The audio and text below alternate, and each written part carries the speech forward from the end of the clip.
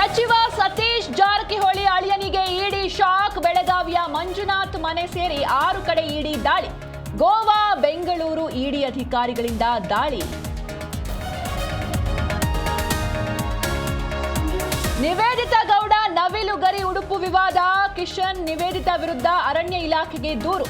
ದಿನೇಶ್ ಕಲ್ಹಳ್ಳಿಯಿಂದ ದೂರು, ಕ್ರಮಕ್ಕೆ ಆಗ್ರಹ.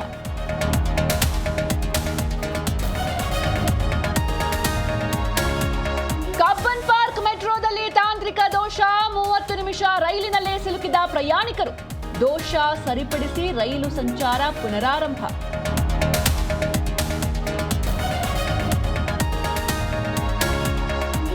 ಎಂಎಲ್ಸಿ ಚುನಾವಣೆಯಲ್ಲಿ ಕ್ರಾಸ್ ವೋಟ್ ವಿಚಾರ.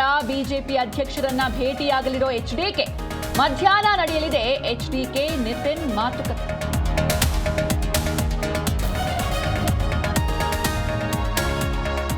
ಟ್ರಂಪ್ಗೆ ಯುಎಸ್ ಸೆನೆಟ್ ಛೀಮಾರಿ. ಇರಾನ್ ಯುದ್ಧ ನಿಲ್ಲಿಸಲು ಮತ ಹಾಕಿದ ಸೆನೆಟ್. ಯುದ್ಧ ವಿರೋಧಿ ಮಸೂದೆಗೆ 50 ಮತ ಚಲಾವಣೆ.